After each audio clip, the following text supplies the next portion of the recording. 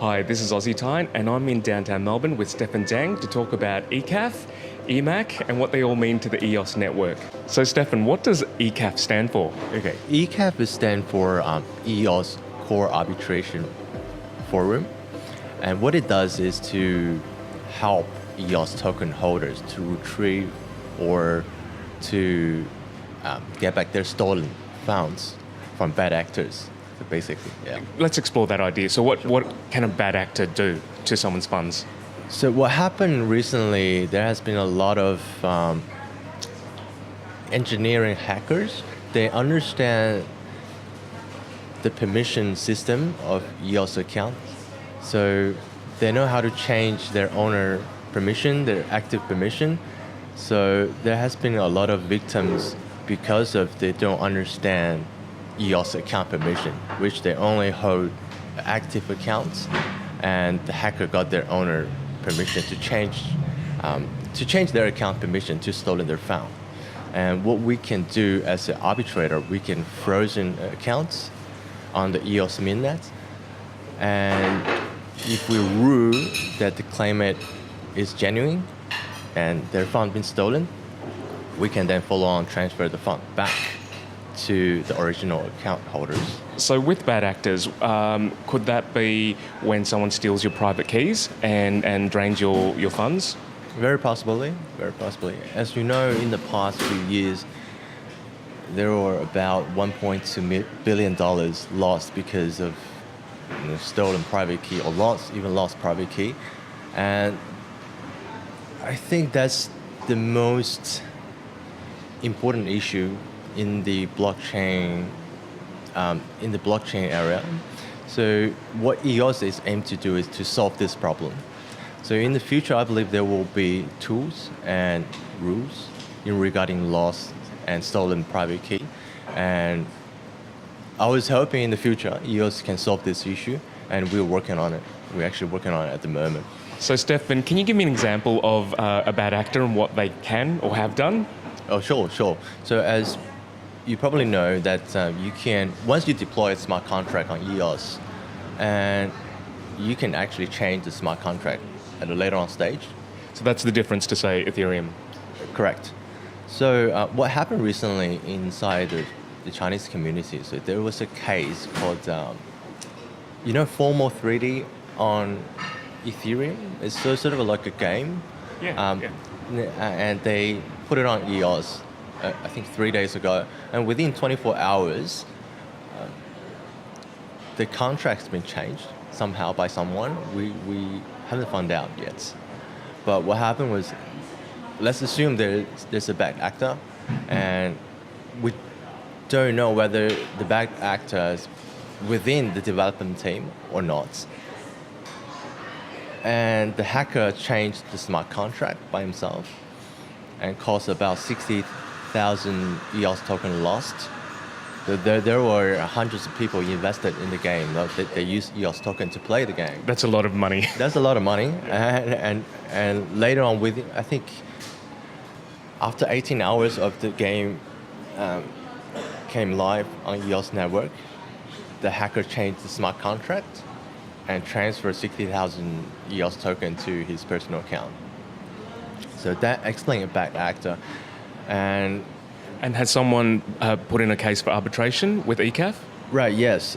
There were about more than 100 victims who played the game, who invested their EOS token in the game and lost all their tokens because of the change of smart contract, so to speak. It kind of makes sense to have ECAF to make blockchain a bit fairer and a bit safer and to protect the users. Otherwise, we won't get the masses coming into blockchain and EOS. Absolutely correct. That's what we aim to do. So EOS is a blockchain network for developers, not for small users, right? So all the developers or the companies, they don't want to rely on protect their private key and invest hundreds of thousands or millions of dollars. Yeah, I remember last year, about November 2017, there was a case that one of the users made a mistake and caused about $300 million lost forever. So that kind of damage, we can't allow that kind of damage to a developer on EOS. Or if we want EOS to become a mass adopt blockchain network, we have to solve this private key issue to secure the fund for the developers or for companies who want to build DApps on EOS network. Stephan, tell me what EMAC stands for. Sure. EMAC is EMAC, which stands for EOS Mandarin Arbitration Community. So it's a separate entity from ECAF. And EMAC doesn't have arbitration power. What we currently do is just translate the Chinese documents and evidence and pass it on to ECAF. And why is there a need for EMAC? Right, so as you probably know, the Chinese community is one of the largest EOS token holder community. And the language barrier has become a huge barrier between the Chinese community and the rest of the world. As you know, the Chinese blocked most of social media network, even YouTube. It's really hard for them to get any information on how to apply to ECAF or what happened if I lost my EOS token, what to do, and I don't speak English. So that's where they come to us. And we help them translate all the documents and take them through the process and pass on to ECAF to rule the case. So Stephan, it sounds like you're providing an essential community service. 你好，中国朋友. Great Chinese. Thank you.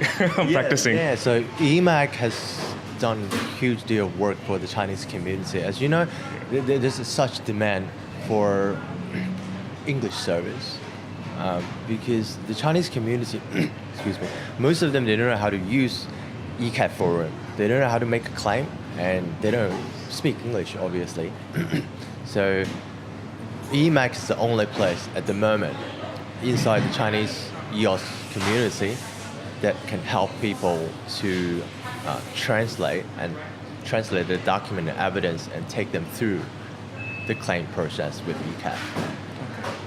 And is this completely volunteer? Yes, at the moment, complete volunteer. There is no compensation or paid at all. EMAC has stopped the service yesterday. Why is that?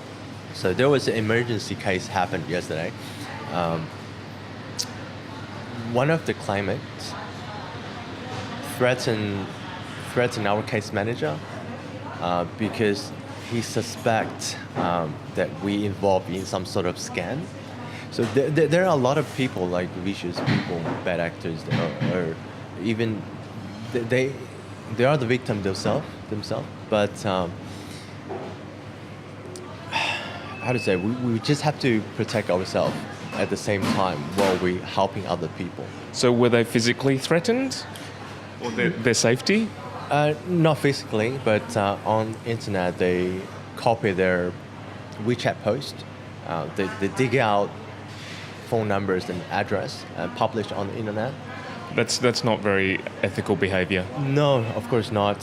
So in the aim of protecting all the volunteers of EMAC, we have stopped the service yesterday.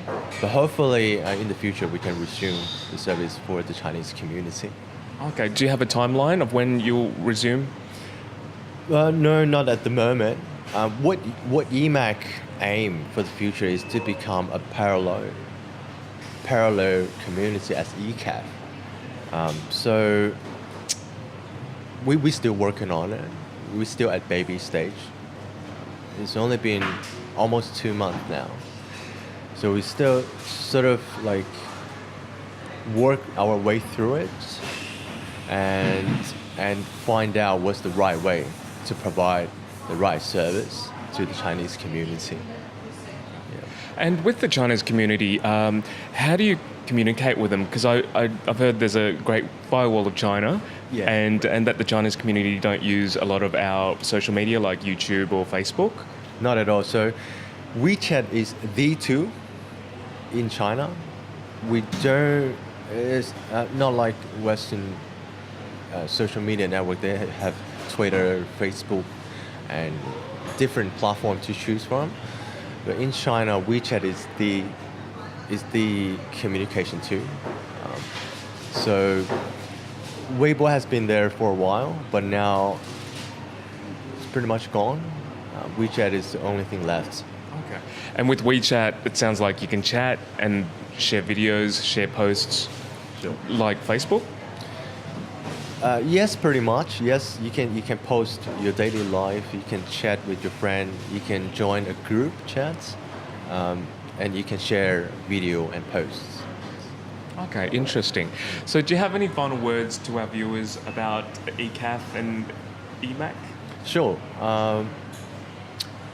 I think EOS governance as a whole, arbitration is only one aspect of EOS governance, but I believe a governance blockchain is what we need. As we passed from Bitcoin and Ethereum stage, now we're into a governance blockchain era, which we can finally have decent DApps for mass adoption. And without governance, we can't achieve any of them. All right, well, thanks, Stephan. If you like this video, click like and subscribe, and we'll see you next time.